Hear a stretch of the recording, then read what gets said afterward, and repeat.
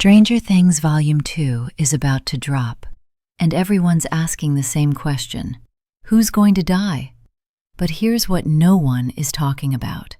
This isn't about who can die, it's about who must die psychologically.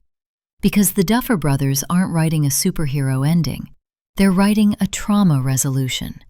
And when you look at Eleven, Will, and Vecna through the lens of psychology, the ending becomes obvious. Let's break it down. Let's start with Eleven. She's the hero, right? The one with the powers. The one who's supposed to defeat Vecna. But here's the problem. Eleven's entire identity is built on being a weapon.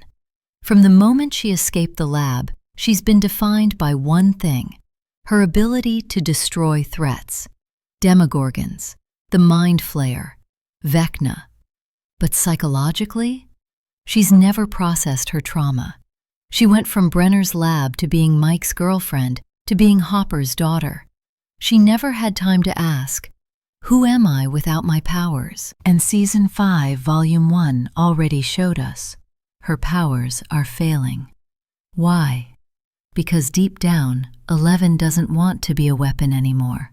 She wants to be normal. So here's the psychology. If Eleven wins by just overpowering Vecna, she stays trapped. She stays the weapon. The only way she heals is if she sacrifices her powers, not her life, but her identity as the savior. Prediction: Eleven will lose her powers permanently to close the Upside Down, and for the first time, she'll be free.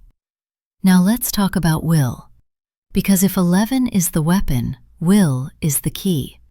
The Duffer Brothers confirmed it. Will doesn't have new powers, he's channeling Vecna. That connection from Season 1? It never went away. It's been growing. And Volume 1's ending proved it. Will can use Vecna's telekinesis. He killed 3 Demogorgons. But here's the terrifying part.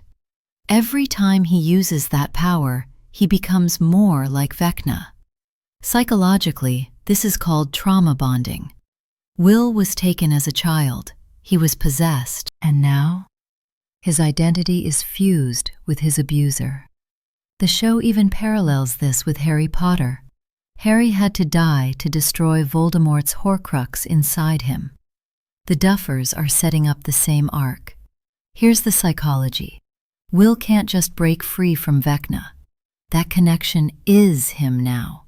To sever it, he has to let go of the part of himself that's been defined by survival. Prediction: Will won't die in the traditional sense. But the Will we know, the scared kid from Season 1, will be erased.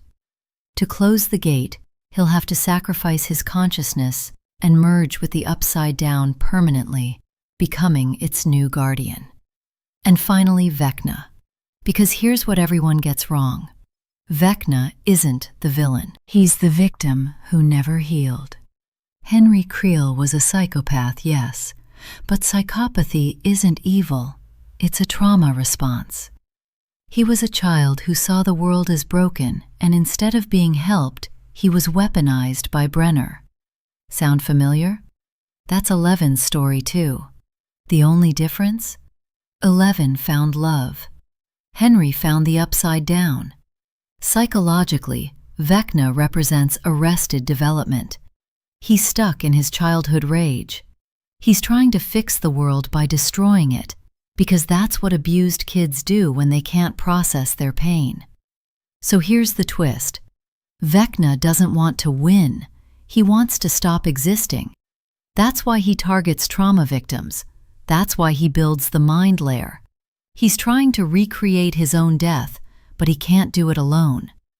Prediction: the final battle won't be Eleven killing Vecna. It'll be Eleven showing him the love he never got. And in that moment, Vecna will choose to let go. Not because he's defeated, but because he finally feels seen. So here's how it ends. Eleven loses her powers, but gains her humanity.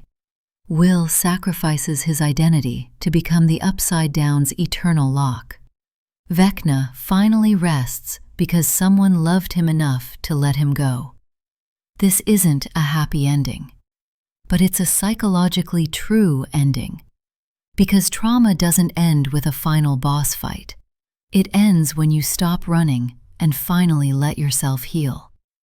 Stranger Things was never about monsters. It was about kids learning that the scariest thing is growing up. And Volume 2? It's their final lesson.